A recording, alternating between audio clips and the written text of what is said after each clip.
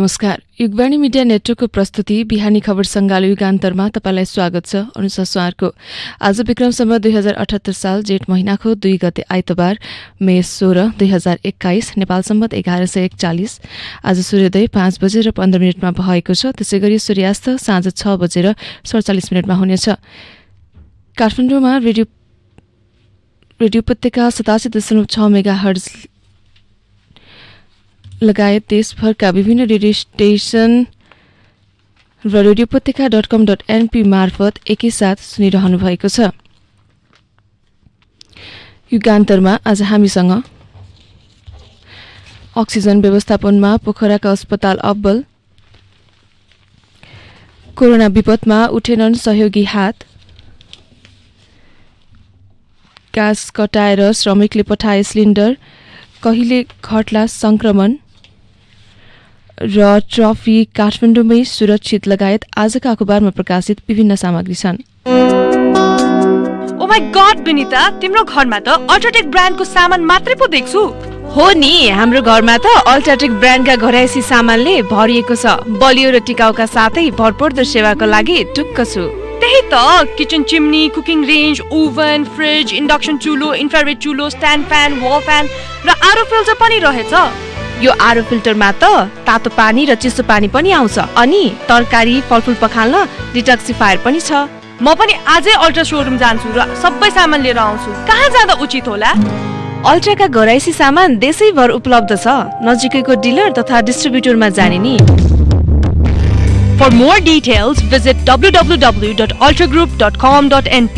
Phone number 01-411-7043, 411-7143. World Trade Center, 2nd floor, Tripureshwar. For dealer and distributor, 9851 000505, Ultra Group.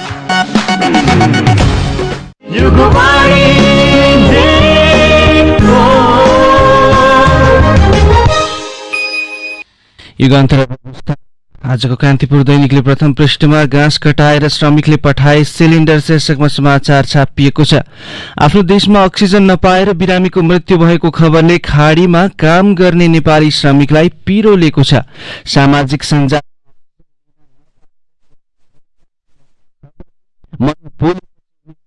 घाँस काटेर 560 थान cylinder पठाएका छन्।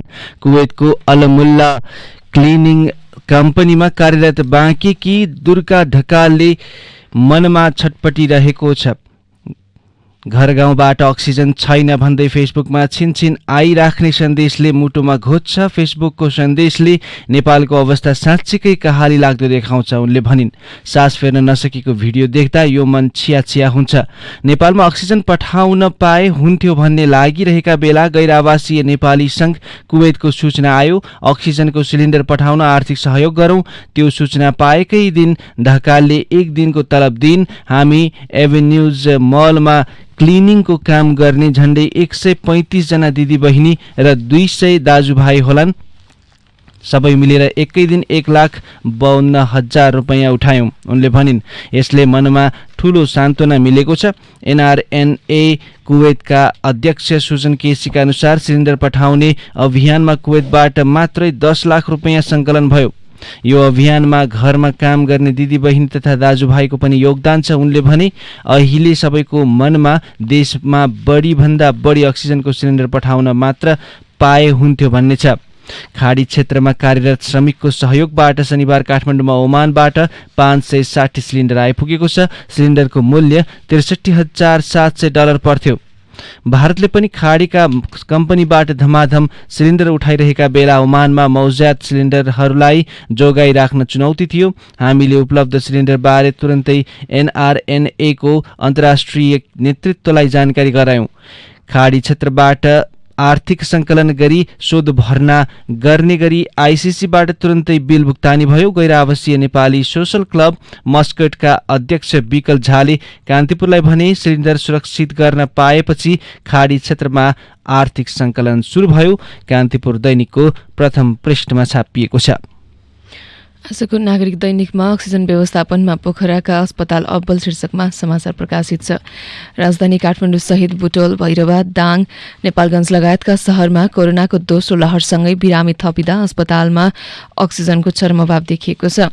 अस्पतालमा शैय्या र अक्सिजन नपाएर बिरामी हाल कायल भएका छन्। कतिपयले त ज्यान समेत गुमाएका छन्। तर पोखरामा त्यस्तो छैन। त्यहाँका अस्पतालले अक्सिजनको उचित प्रबन्ध गर्दा अभाव नभएको हो। त्यसैकारण हेलिकप्टर चार्टर गरेर बाहिरका बिरामी पनि पोखरा आएका छन्। के पोखराले अक्सिजन अभाव झेल्दै नझेलेको हो वा पोखरामा अक्सिजन भर्नका लागि पर्याप्त सिलिन्डर भएरै अन्यन्त्र भन्दा केही सहज भएको हो?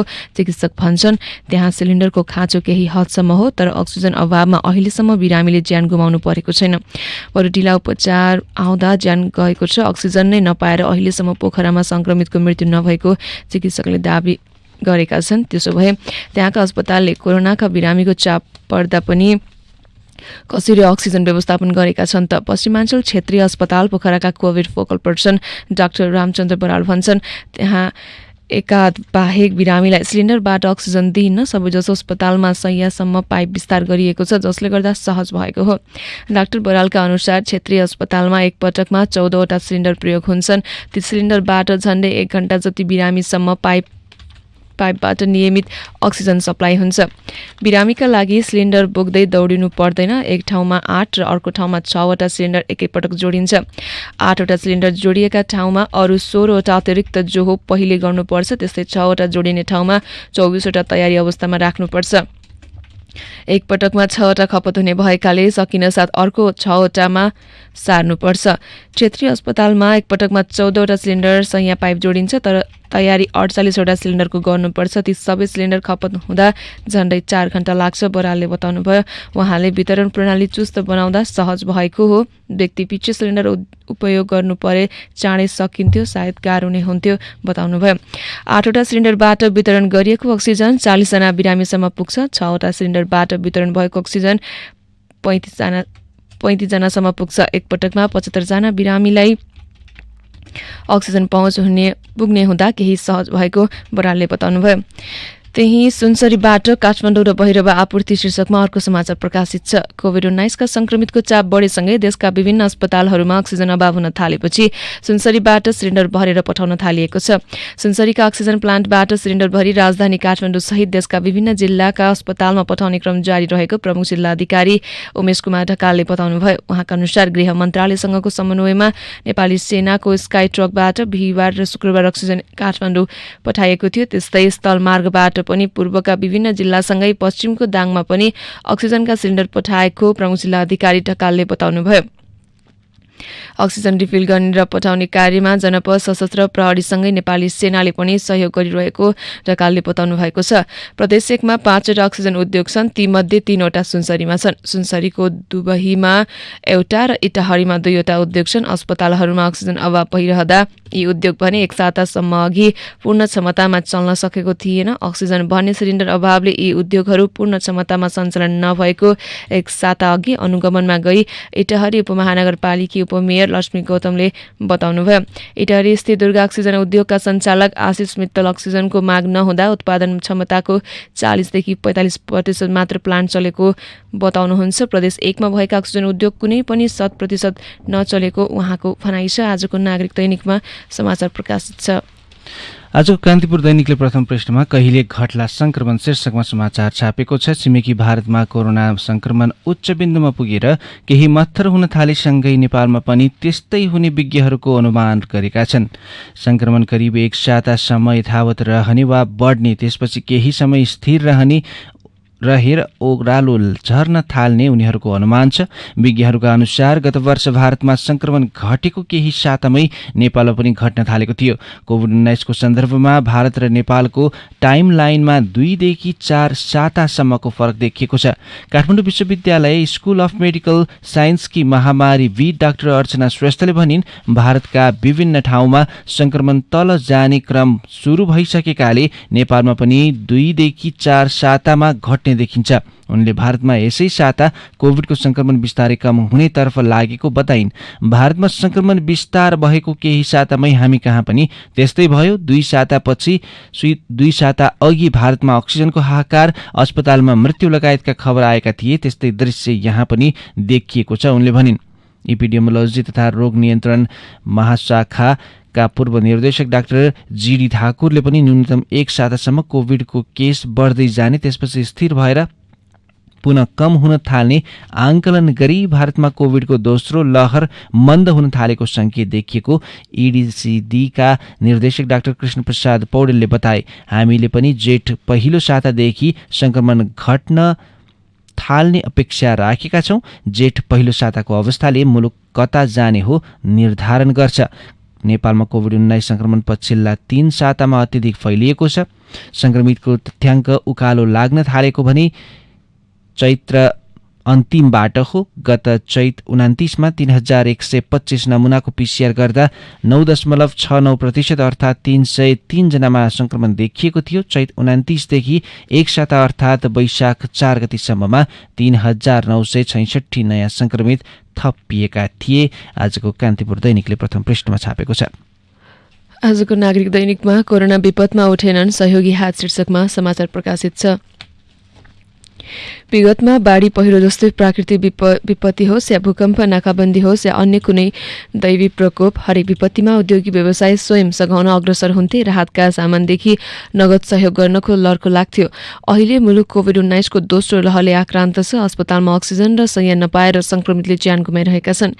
कोरोना संक्रमितको स्वास्थ्य परीक्षणदेखि उपचार व्यवस्थापन गर्न अस्पताल तथा राज्यलाई सकस परिरहेको छ। विगतमा अप्ठ्यारो अवस्थामा सहयोगका लागि उत्साहित हुने उद्योगी व्यवसायले कोभिड महामारीमा पनि अपेक्षित अग्रसरता देखाएका छैनन्। नेपाल उद्योग वाणिज्य महासंघ, नेपाल उद्योग परिसंघ, चेम्बर अफ कमर्स जस्ता निजी क्षेत्रका संस्था र केही व्यापारिक घरनाले सहयोगका हात अगाडि बढाए पनि अधिकांश कर्पोरेट हाउसका सञ्चालक भने चुपचाप छन्।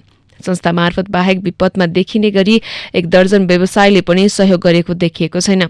कोभिड महामारीले मुलुकमा स्वास्थ्य सङ्कट सिर्जना भएका बेला निजी क्षेत्रले सोचे जस्तो सहयोग नगरेको पूर्व अर्थ सचिव शान्तराज सुवेदीले बताउनु भएको छ। निजी क्षेत्रले चाहे काठमाडौँ, विराटनगर, वीरगञ्ज, नेपालगञ्ज, बुटवल, पोखरा लगायत ठूला शहरमा आइसोलेसन सेन्टर सञ्चालन गर्न सक्ने सुवेदीको तर्क छ। सम्बन्धित ठाउँका उद्योगी व्यवसायीका छात्र संस्थाको नेतृत्वमा यस्ता सेन्टर सञ्चालन गर्न सकिन्छ। मुलुकको कानूनले उद्योगी व्यवसायदेखि बैंक तथा वित्तीय संस्थाले नाफाको 1% रकम CSR कर्पोरेट सोसियल रेस्पोन्सिबिलिटी मार्फत खर्च गर्नुपर्ने नीतिगत व्यवस्था गरेको छ। मुलुकका वाणिज्य बैंकहरूले यो वर्ष गरेको नाफालाई हेर्दा CSR अन्तर्गत 50 करोड रुपैयाँ भन्दा बढी खर्च गर्नुपर्नेछ। केही बैंकले महामारीका बेला सहयोग गरे पनि धेरैको ज्यान यता जान सकेको छैन। धेरैको कोभिडका कारण व्यापार व्यवसाय ठप्प भएकाले सहयोग गर्न नसकेको भन्ने एक थरी व्यवसायको तर्क छ। महासंघका वरिष्ठ उपाध्यक्ष चन्द्र ढकाल अन्य विपदमा जस्तै उद्योगी व्यवसाय बाहिर निस्किएर सहयोग गर्ने अवस्था नरहेको बताउनुहुन्छ। उद्योगी व्यवसायले सहयोग गरेर नै महासंघले 200 जना अट्ने क्षमताका 3वटा आइसोलेसन सेन्टर बनाएको उहाँले जानकारी दिनुभयो। कर्पोरेट हाउसहरूले आफ्नो क्षेत्रबाट सहयोग गरिएको र आगामी दिनमा पनि गर्दै जाने ढकालले बताउनुभयो। स्वास्थ्य सामग्री हस्तान्तरण गर्न महामारीका बेला बाहिर निस्किनुपर्ने बाध्यता भए पनि प्रविधिमा आएको विकासले नगद सहयोग गर्न भने कसैलाई घर बाहिर जानु पर्दैन। ढकाल अध्यक्ष रहेको आइएमई बैंकले अस्पताललाई 1 करोड रुपैयाँ सहयोग र आइएमई ग्रुपले स्वास्थ्य सामग्रीमा सहयोग गरेको छ। त्यस्तै महासंघका अध्यक्ष शेखर गोल्छाको गोल्छा अर्गनाइजेसनले कोभिड उपचारमा सघाउन पाटल अस्पताललाई 1 करोड रुपैयाँ सहयोग गरेको छ। आजको नागरिक दैनिकमा समाचार प्रकाशित छ। अन्य समाचार बाँकी नै छन्। युगान्तरमा केही क्षण विश्राम। उज्यालो सबैलाई मन पर्छ। निरन्तर उज्यालोको लागि अल्ट्राटेक ब्रान्डका LED लाइटहरू 85% भन्दा बढी बिजुली बचत, उच्च गुणस्तरीय तथा नयाँ प्रविधि युक्त 2 वर्षको वारेन्टी सहित अल्ट्राटेक ब्रान्डका बल्ब तथा प्यानल लाइटहरू सर्वत्र बजारमा उपलब्ध छन्। किफायती र भरपर्दो नाम तपाईँ हाम्रो UltraTech brand. For more details, visit www.ultragroup.com.np. Phone number 014117043, 014117143. World Trade Center, 2nd floor, Tripureshwar. For dealers and distributors, 9851 00505. 9851 000505 ultra group.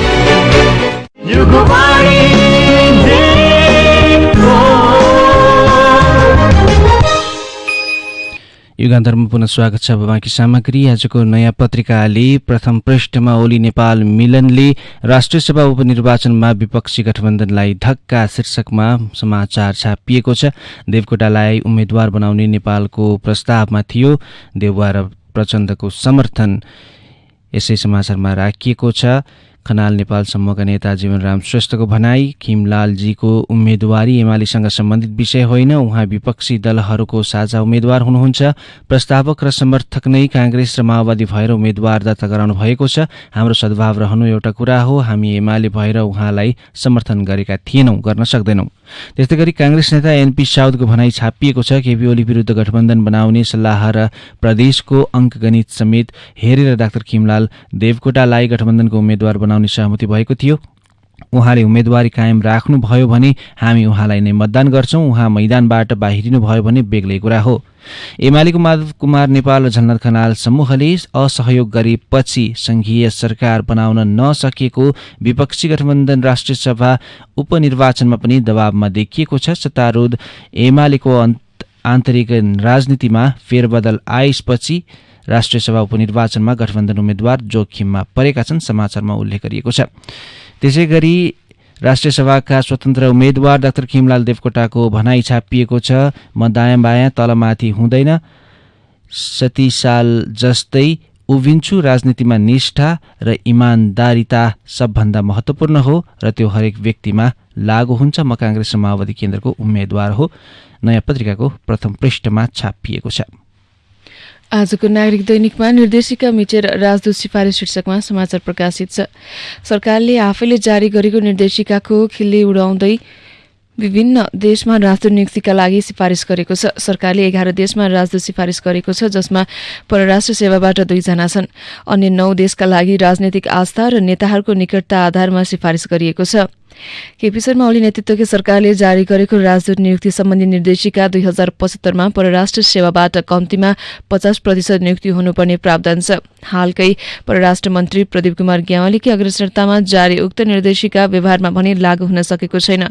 सरकारले परराष्ट्र सेवाबाट सिफारिस गरेका राजदूतहरूमा अस्ट्रेलिया का लागि निर्मल राज काफ्ले र इजिप्टका लागि जीवन प्रकाश श्रेष्ठ हुनुहुन्छ। बाँकी 9 जना राजनीतिक नियुक्ति अन्तर्गत सिफारिसमा पर्नु भएको छ। राजनीतिक सिफारिसमा परेकाहरू दक्षिण कोरियाका लागि कृष्णचन्द्र शर्मा, अस्ट्रेलियाका लागि सुम्निमा तुलाधर, बहराइनका लागि युवराज कार्की, श्रीलङ्काका लागि रमेश चन्द्र पौडेल, म्यानमारका लागि नारायण प्रसाद संग्रौला, ब्राजिलका लागि कुलप्रसाद नेपाल, डेनमार्कका लागि सुमित्रा सुवेदी, साउदी अरेबियाका लागि मेराज मुसलमान र रसियाका लागि जङ्गबहादुर चौहान हुनुहुन्छ। उहाँहरू सत्तारूढ एमाले निकट रहेको बताइएको छ। राजदूतमा सिफारिस सबै नाम संसदीय सुनवाईका लागि संसद सचिवालयमा पठाइसकेको छ। राजदूत नियुक्ति सिफारिसबारे टिप्पणी गर्दै पूर्व परराष्ट्र सचिव मधुरमण आचार्यले सामाजिक सञ्जालमा लेख्नु भएको छ। परराष्ट्रका 2 र बाहिरका 1 बाहेक राजदूतमा सिफारिस भएका भनिएका कसैलाई चिनिएको पनि रहेनछ र नाम पनि सुनिएको रहेनछ। सुन्नै पर्छ भन्ने पनि के छ र पदमै बसेर काम सिक्ने खालका चाहिँ हुनु भएन। आचार्यको सोही टिप्पणीमा प्रतिक्रिया जनाउँदै पूर्व राजदूत सुरेश प्रधान लेख्नुहुन्छ, राजदूत जस्तो कूटनीतिक पदमा परराष्ट्र मन्त्रालयबाट अधिकतम सहभागिता भएको भए राम्रो हुने थियो। दलीय भागभण्डामा परेकालाई अर्को दलको गुटको सरकार सत्तामा आउँदा फर्कनको खतरा हुन्छ। साथै 6 महिना त कूटनीतिक अभ्यास गर्दा गर्दै बित्छ। प्रधानमन्त्री ओली नेतृत्वको सरकारले 2075 सालमा अन्तर्राष्ट्रिय सम्बन्धलाई प्रभावकारी बनाउन योग्य र सम्बन्धित क्षेत्र जानकार व्यक्तिहरूलाई नै राजदूत बनाउनु पर्ने भन्दै निर्देशिका जारी गरेको थियो। तर सो निर्देशिका जारी गर्ने पक्षले नै उल्लङ्घन गर्दै राजदूतमा नियुक्तिका लागि सिफारिस गरिएको छ। आजको नयाँ पत्रिका नागरिक दैनिकमा समाचार प्रकाशित छ। आजको नयाँ पत्रिकाले प्रथम पृष्ठमा बजेट निर्माणमा सरकारले कानून छल्यो, 15 दिन अगावै सम्पन्न हुनुपर्ने पूर्व बजेट दस्तावेज पेश नै भएन, सरकारको नीति तथा कार्यक्रम पनि अनिश्चित शीर्षकमा समाचार छापिएको छ। बजेट निर्माणको प्रक्रियामा सरकारले कानून छलेको छ। कानून अनुसार बजेट पेश गर्नुभन्दा 15 दिन अघि संघीय संसदले बजेटको प्राथमिकता र सिद्धान्त पारित गरिसक्नुपर्छ। तर कानूनले तोकेको उक्त म्याद शनिबार सकिएको छ। संघीय संसदमा बजेट प्रस्तुत हुनुभन्दा 15 दिन अगावै पूर्व बजेट छलफल सम्पन्न भइसक्नुपर्ने कानूनी व्यवस्था छ, जसअनुसार अर्थमन्त्री विष्णुप्रसाद पौडेलले शुक्रबारसम्ममा आगामी आर्थिक वर्ष 78-79 को बजेटको सिद्धान्त र प्राथमिकता संघीय संसदमा प्रस्तुत गर्नुपर्ने थियो, तर शनिबारसम्ममा बजेट अधिवेशनकै टुङ्गो लागेको छैन, नयाँ पत्रिकामा छापिएको छ। यसैमा सरकारले संसद चलेर अध्यादेशबाट बजेट ल्याउन खोजेको देखिन्छ शीर्षकमा सांसद एवं कांग्रेस नेता डाक्टर मिनेन्द्र रिजालको भनाइ छापिएको छ। संसदमा पूर्व बजेट छलफललाई समय पुग्छ कि पुग्दैन भन्दा पनि सरकारको नियत कस्तो हो भन्ने हेर्नुपर्छ। यो सरकारसँग संसदमा बजेट प्रस्तुत गर्ने नियत नै देखिँदैन। यिनीहरू बजेट नै अध्यादेशबाट ल्याउने तयारीमा छन् भन्ने लाग्छ मलाई। आजको नयाँ पत्रिकाको प्रथम पृष्ठमा छापिएको छ। आजको कान्तिपुर दैनिकमा विभाजनको बाटोतिर जसपा शीर्षकमा समाचार प्रकाशित छ। प्रधानमन्त्री केपी शर्मा ओलीले वैशाख 27 गते प्रतिनिधि सभामा विश्वासको प्रस्ताव राख्दा जसपाले पार्टी एकता जोगाउन भन्दै आफ्ना सांसदलाई व्हिप लगाएन। उपेन्द्र यादव नेतृत्वको पूर्व समाजवादी धार वैकल्पिक सरकार बनाउने प्रयासमा रहेका बेला पूर्व राजपा धारका महन्त ठाकुर र राजेन्द्र महतो पक्षले आफ्ना 16 सांसदलाई त्यसमा लाग्न नदिएर ओलीलाई पुनः प्रधानमन्त्री बन्ने बाटो खोलिदिए। तर अल्पमतका प्रधानमन्त्री ओलीले फेरि 30 दिनभित्र विश्वासको मत लिनुपर्छ, त्यति बेला पनि विश्वासको मत दिने कि नदिने भन्नेमा जसपाभित्र अहिलेदेखि ठाकुर र यादव पक्षबीच रस्साकसी छ। शनिबारसम्मको परिदृश्य हेर्दा पार्टी केन्द्रीय कार्यकारिणी समितिमा यादव पक्ष बहुमतमा छ। यादव पक्षका केही सांसदलाई आफूतिर तानेर ठाकुर पक्षले संसदीय दलमा आफ्नो पक्षको बहुमतमा पुगेको दावी गरेको छ। प्रधानमन्त्रीलाई विश्वासको मत दिँदा दुवै पक्षमा 15-15 सांसद देखिएका थिए, एक जना अनुपस्थित थिए। नेता शरदसिंह भण्डारीका अनुसार 5 सदस्यीय पदाधिकारी बैठकले नै व्हिप नलगाउने निर्णय गरेकाले यसअघि दुवै पक्षबाट भएका गतिविधि पार्टी निर्णय विपरीत भने होइनन्। प्रधानमन्त्रीलाई विश्वासको मत दिने वा नदिने भन्नेमा निर्णय लिने र व्हिप लगाउने मुख्य थलो संसदीय दल हो। दुई पार्टी एकीकृत भए पनि जसपामा संसदीय दल समायोजन भएको छैन, दलको विधान बनेको छैन। एकपटक बाहेक संयुक्त दलको बैठक बसेको छैन। केन्द्रीय कार्यकारी समितिको बहुमत देखाएर यादव पक्षले आफू अनुकूल निर्णय गराउन सक्ने देखेपछि ठाकुर पक्ष बहुमत सांसदको हस्ताक्षरबाट अघि बढ्ने प्रतिस्पर्धामा छ। आजको कान्तिपुर दैनिकमा समाचार प्रकाशित छ। अब विदेशका खबर।